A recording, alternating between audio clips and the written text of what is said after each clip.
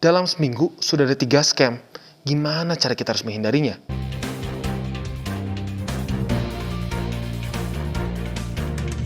Oke guys, welcome back to Crypto Indonesia.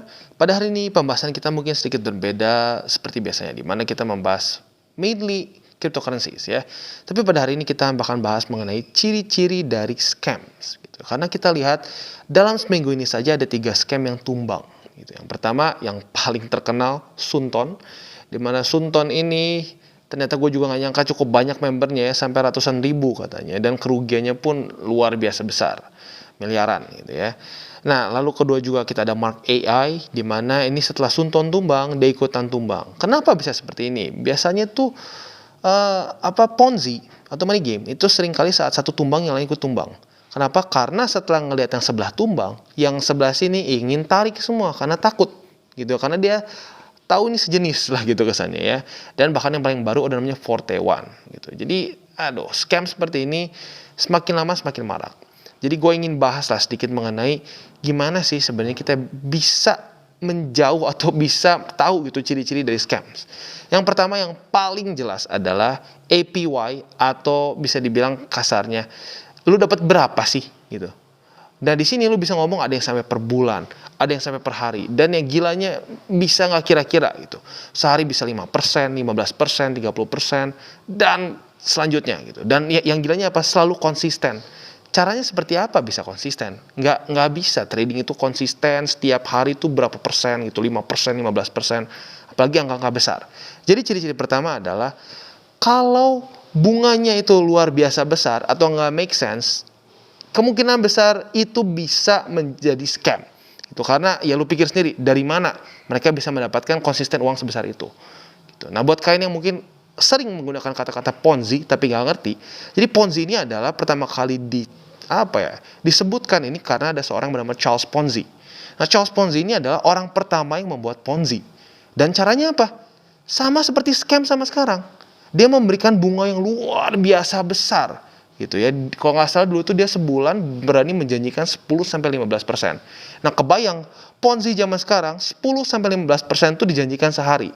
Jadi ini ciri-ciri yang udah dari zaman dulu. Seingat gue tuh Charles Ponzi itu zaman Titanic 1900 berapa ya? Belasan lah gitu ya, sebelum Perang Dunia ke-1.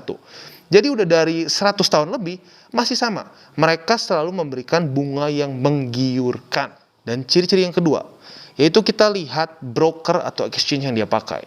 Kalau andaikan kalau berjangka ya, atau forex lah gitu, forex, komoditas dan lain-lain, kalau mereka memakai broker yang ya lu nggak pernah dengar dan satu research juga nggak jelas, siapa yang menjadi penjaminnya juga nggak jelas gitu, tidak terdaftar di Bapepti dan lain-lain, itu menjadi red flag gitu ya. Seperti Sunton setahu gue tidak terdaftar di mana-mana gitu ya. Nah makanya gue kaget lumayan banyak yang kena, padahal setahu gue si Sunton itu tidak terdaftar di mana-mana. Jadi yang kedua yang penting adalah lu cari legalitasnya.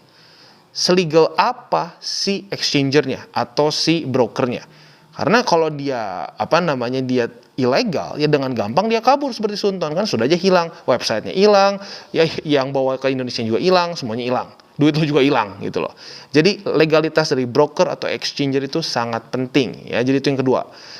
Lalu yang ketiga adalah lu pastikan bahwa saat lu trade gitu ya, atau bukan trade lebih tepatnya, saat lu masuk ke dalam satu broker atau exchange, lu itu jangan sampai buta. Sering kan, udah gampang, tinggal masukin duit, nanti jadi duit lagi.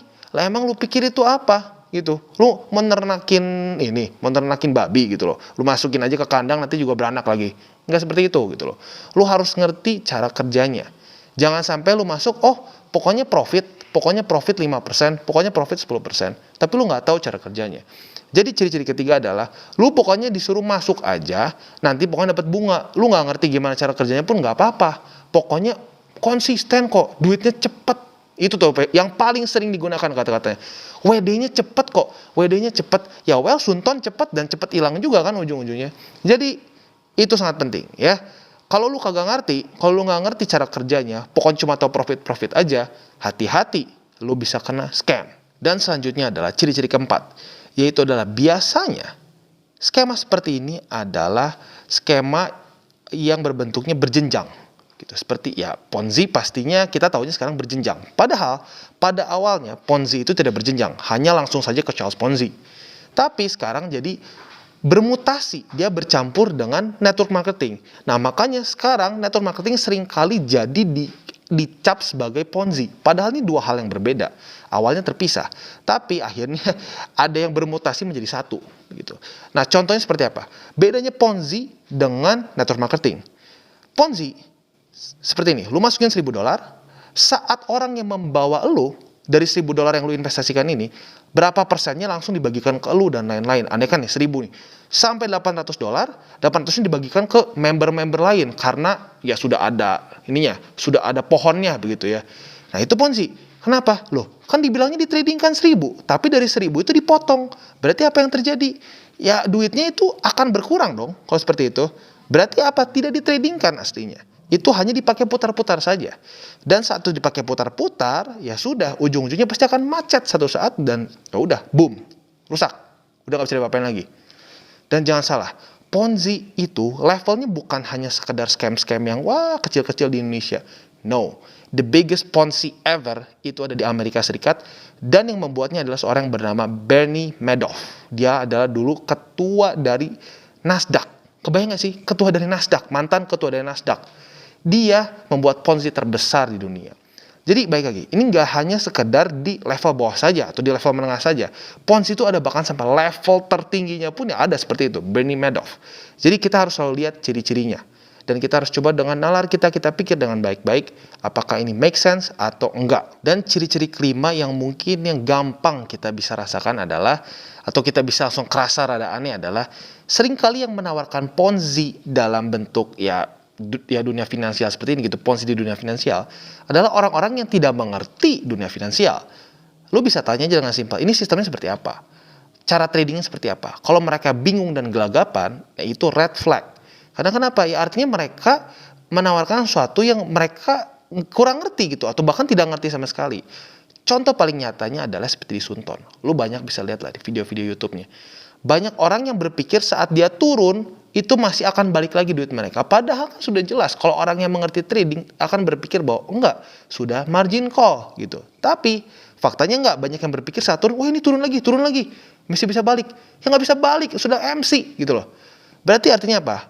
Ponzi itu lebih senang menargetkan orang-orang yang buta dan gak ngerti sekali dengan dunia finansial, gak ngerti trading, nggak ngerti apa itu margin, nggak ngerti apa itu leverage dan lain-lain. Pokoknya pengen quick money.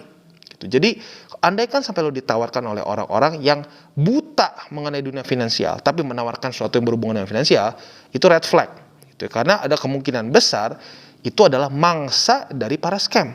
Gitu. Dan lo jangan mau jadi ikutan mangsa. Gitu ya.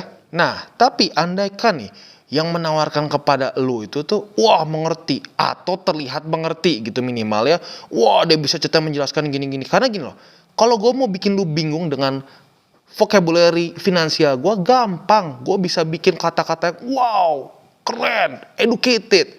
Padahal sebenarnya kalau lo ngerti trading, ya ampun, lo cuma ngomong muter-muter gitu loh sebenarnya. Tapi andaikan dia terdengar meyakinkan dan mengerti. Balik lagi ke poin 1, 2, 3, 4. Make sense nggak? APY-nya sebesar apa? Atau dia kasih bunga sebesar apa ke lo selama sehari, sebulan, atau ya setahun? Gitu, lu pikir balik lagi, lu bandingkan dengan investasi-investasi lain. Begitu ya. Jadi kurang lebih seperti itu.